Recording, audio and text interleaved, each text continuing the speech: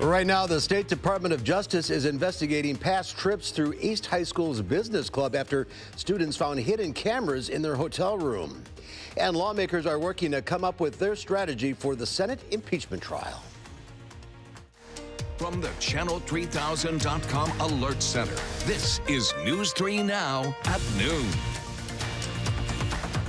Good afternoon, I'm Mark Kent. Thanks for tuning in to News 3 on this Friday afternoon. Temperatures dropping and some rain and maybe a little snow mix coming our way. Let's head over to the Weather Center meteorologist Chris Reese has a look at your first alert forecast. Hi, Chris. Hello, Mark. That's right. Temperatures are indeed dropping. In fact, the eastern half of south central Wisconsin is substantially colder than 24 hours ago by 22 degrees as you work your way over towards Waukesha. Kenosha, 25 degrees colder.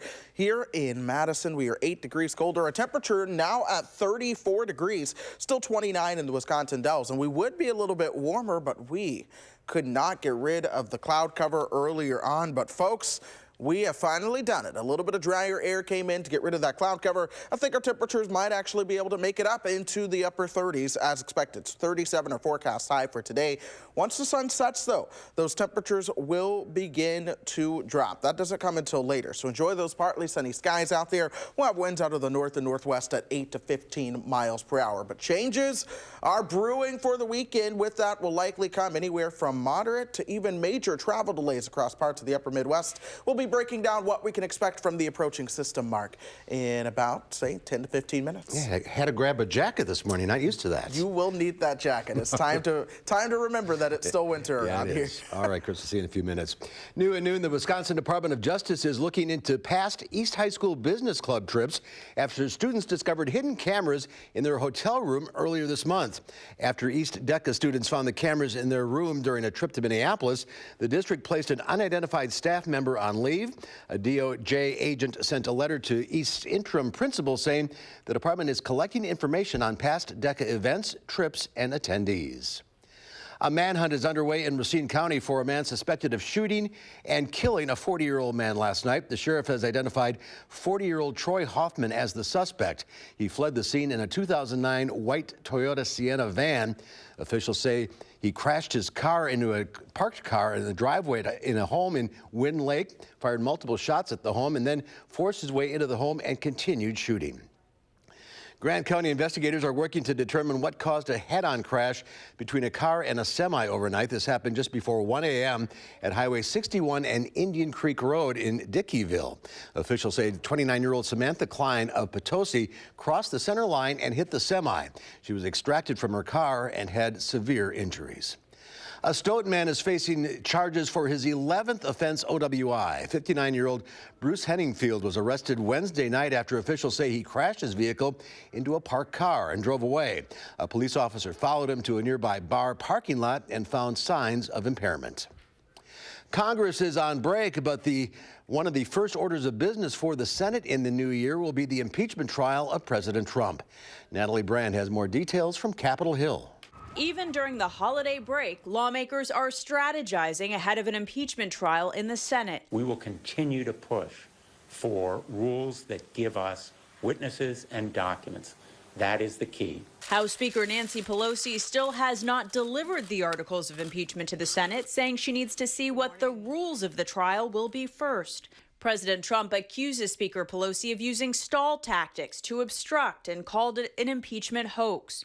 Republican Senator John Kennedy claims 9 out of 10 senators don't want to hear the case anyway. We probably ought to send her a fruit basket for not sending us something that we don't want to deal with. Senator Kennedy also warned Minority Leader Chuck Schumer to be careful what he wishes for when it comes to requesting witnesses at a trial. If he gets his witnesses, I'm sure that the president is going to want his witnesses, and the president's witnesses won't be subject to a claim of executive privilege. But Chuck's might. At least 4 Republican senators would have to join Democrats to allow witnesses as part of the rules of the trial. Even if that happens, it doesn't mean the Senate will vote to convict the president. It takes a 2/3 supermajority to do that. Natalie Brand, CBS News, Capitol Hill. And U.S. Congressman Mark Pocan weighed in on impeachment this morning on CNN, saying Speaker Nancy Pelosi is trying to make sure that people the president claims will provide his innocence will be able to testify before the Senate. as I'm back in Wisconsin for the last week, what people are talking about is things that pass the smell test. If you proclaim your innocence and you have all these people who can proclaim your innocence, but you're not going to let any of them actually go ahead and say that, it just doesn't pass the smell test, I think, that we really look for. Pocan says that's the reason a poll released yesterday showed more than 50% of people think the Senate should both try and remove the president from office. Developing this afternoon, at least 12 people are dead after a plane crash in the Central Asian country of Kazakhstan. The plane slammed into a concrete wall into a two-story home shortly after takeoff. 98 people were on board the Beck Air flight, and dozens managed to survive. One rescue worker carried a small baby away from the crash scene. The investigators are working to determine whether technical issues or pilot error caused the crash. Consumers are pushing for Target to get rid of plastic bags for goods. For good, that is. A Change.org petition has collected more than 459,000 signatures. The petition says the bags are choking the earth and that getting rid of them won't be convenient to us, but it's time to act. Target says it's been working for environmentally friendly solutions like making bags partially from recycled materials. Shipping companies are preparing for millions of people to return all of those Christmas gifts they don't like. Several companies have dubbed January 2nd National Returns Day. UPS expects a record 1.9 million packages to be returned next Thursday. That's a 26% increase from 1 year earlier. January 2nd is expected to be so busy because it's the first work day of the new year. A McDonald's in Wisconsin is celebrating a very special milestone for one of its employees. Vera Bauer works at the McDonald's in Waukesha and just celebrated her 90th birthday with the help of her coworkers.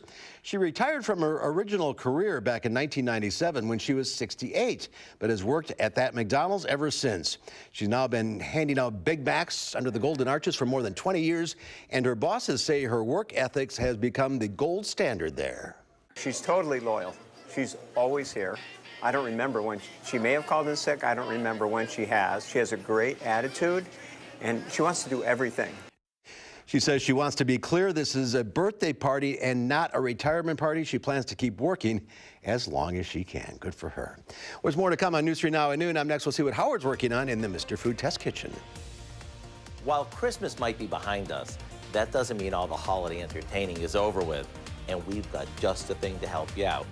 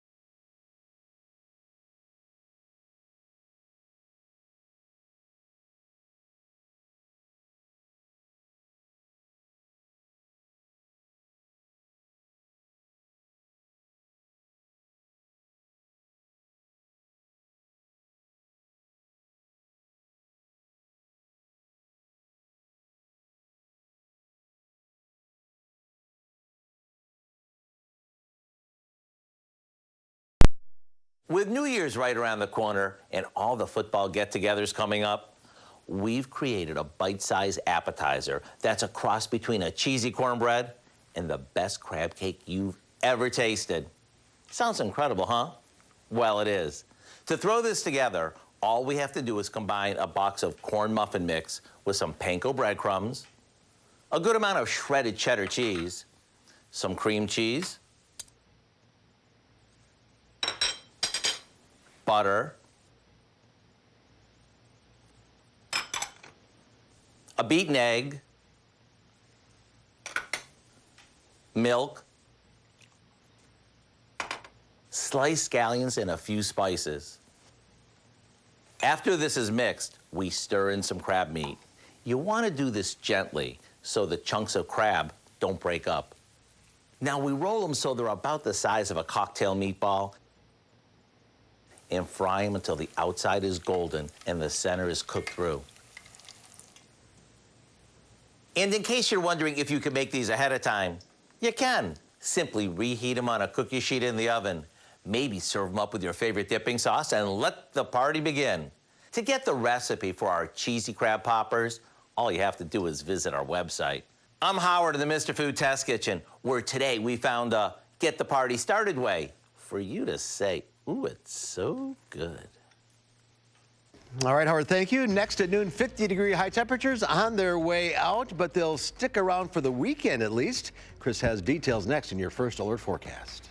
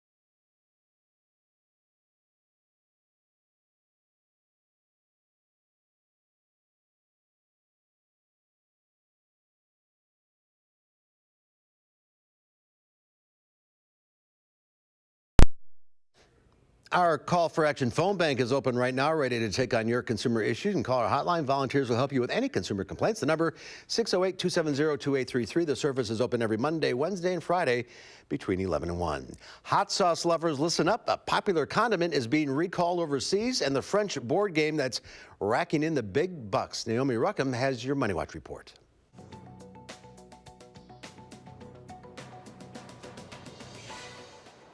online retail giant Amazon is growing in Central Florida.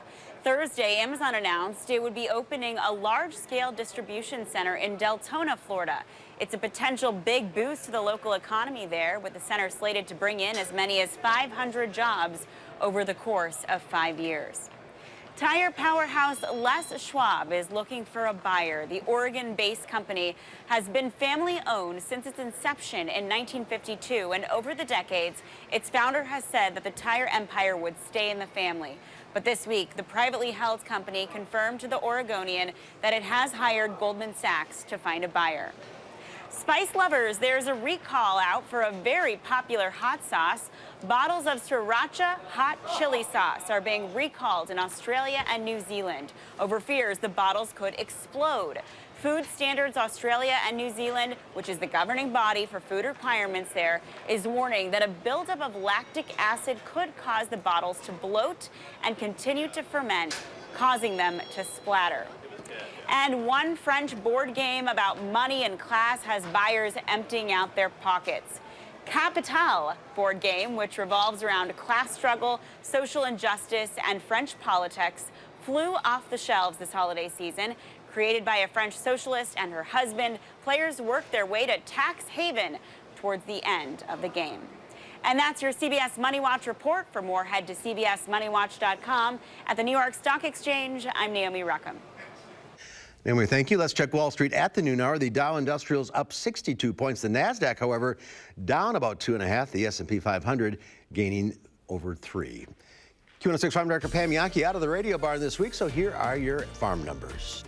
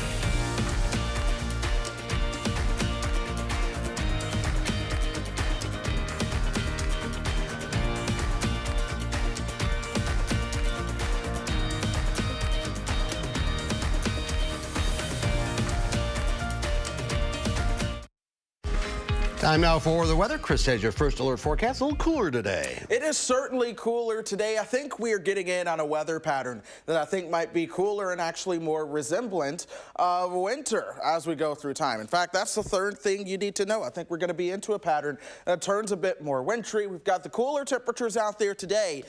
But this weekend, it is the soggy weather for weekend travelers that we are going to be focusing on. Now, if you're hitting the road today, I think things are going to be good. We had a few clouds earlier on. Now we're seeing some sunshine. I don't suspect any issues at all. It's tomorrow and the day after that I think we could see some problems. It's the heavy rain and the wet roads tomorrow. So make sure that you certainly have your windshield wipers ready to go. By Sunday, we'll see a mix of rain and some snow. And I don't think the snow is going to be the issue. It's going to be the ponding of water on the roadways, because at that point, that's when some of that heaviest rain is going to come through, especially as we move through Sunday morning. Watch this, though. This is our map showing you where you could see the worst holiday travel delays. Today, we're going to be in good shape, but as we move into Saturday, that's when we'll see the best chance to see not only moderate, but even potentially major delays, especially as you work your way north and west due to this storm that's coming our direction. Now, in the meantime, we are certainly chilly. A cold front came through yesterday. High pressure remains in control for us. It's what's keeping us dry. We can thank this high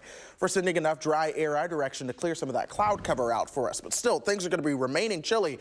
We're paying attention now to this system that's developing across parts of the desert Southwest, folks. This is going to be the next storm system that is going to traverse the country and ultimately work its way to the upper Midwest. It's going to be bringing that rain. That's going to be bringing that chance for some snow as we head into early next week. Temperatures right now, we're at 34. Winds coming practically due west throughout the area. 34 in Janesville as well. Lone Rock at the freezing mark. The Dells have now warmed up out of the 20s and sit at 30 degrees right now. Let's put this into motion and show you how things begin to play out. We'll top out around 37 this afternoon. Temperatures cool down into the upper 20s tonight, but we'll wake up at 34 tomorrow morning. This is when we'll start to see that precipitation coming in. So here we are at 9:30. Pay attention to the south and western sky. Here comes that heavy rainfall that moves on through here. By 1 o'clock, temperatures will be into the 40s. We'll keep that rain around. Another round of rain comes through tomorrow night into Sunday, and then I think Sunday morning will likely be the wettest, windiest period around here. Oh, we'll likely see some rumbles of thunder as well. It's been a while since we've seen snow. It's been even longer since we have seen some thunderstorms, but I think this thunderstorm or this system will be strong enough to have that associated with it. Mid-50s for highs on Sunday, and then temperatures begin to crash. I think the bottom begins to drop out as we move into Sunday afternoon. The reason for that, as our low moves towards the north and east, we start to get in what I call wraparound. This taps into the cold air. Get this, the storm's still going to be intensifying at this point. With the cold air coming in, whatever's left in terms of moisture begins to transition over to a period of some light snow. But we'll keep that colder air established, and that could lead to perhaps more chances for snow as we go into the first coming days of the new year. Here's the pattern leading into 2020 as well. I think we're going to see more shots of colder air coming out of Canada. And this is why I think we're going to feel more wintry, because there's multiple shots of some colder air coming down. And with each shot of colder air, you always have a chance of a system developing that could lead to some chances of rain and snow. So I think we turn more active. You see that showing up in our pattern. About this time last week, it was just days of sun and 50s. But at this point, our average high is 27. And by the end of the forecast, our average high is 26. So we have one average day in that forecast. Still even though average. cooling down, we are still warm. An amazing December, that's for sure. It has been an amazing December, but I'll tell you what, we can't use it as the tale for the rest of the winter. Right. I've done some research, and you've still had some winters where December was what we call a torch around here, and the rest of the year, the bottom just dropped out. So We'll see what happens. we'll take it as we leave it. One day at a time. Take it as we get it, I guess. All right, thank you, Chris. Next at noon, a New Hampshire mother gives birth to a boy on Christmas Day, but it takes some assistance from police who helped her on the side of the interstate. That story's coming up.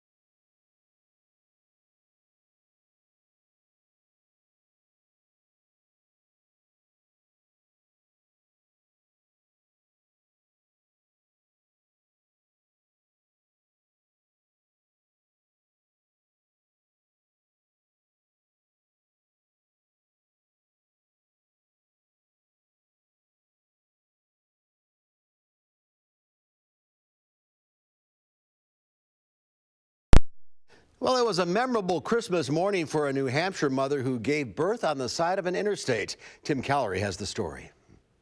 We were like, okay, it's happening, it's coming right now. Jacob Pochner had no time to think as his son was about to be born on the side of I-93 South. It's like all happening so fast. I was kind of like, it was a lot of just shock. Late Christmas Eve, Mom Brooklyn was feeling a little off, so the couple called their doctor. They told us to wait about 30 minutes to get a call back.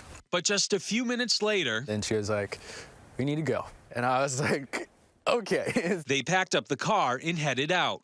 They were just 10 miles away from the hospital when... And she was like, I don't think I'm going to make it. I don't think I'm going to make it. So they pulled over. Dad Jacob was on the phone with 911 getting ready for Dominic's arrival, and that's when Boscawen police officer Ryan Nolan showed up. It was something. It was the craziest call I've ever been on. Officer Nolan has never delivered a baby before, but he knew he had to act. Contractions were pretty close to each other, like 30 seconds apart.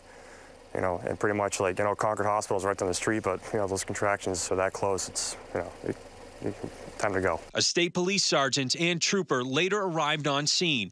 Everyone working as a team, bringing Dominic Reese Pochner into the world. All the officers that showed up and the ambulance and everything like that, like, we're very grateful for them. Dominic was originally due on New Year's Eve, but instead he picked a different holiday, showing up at 12:30 Christmas morning.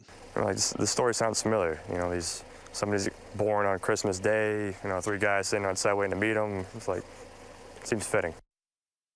Great story. All right, Chris, one final check of the forecast. Yeah, we're going to continue to stay cooler this afternoon, but temperatures will top out into the upper 30s, 50s Saturday and Sunday, but then getting colder and more like winter in the week ahead.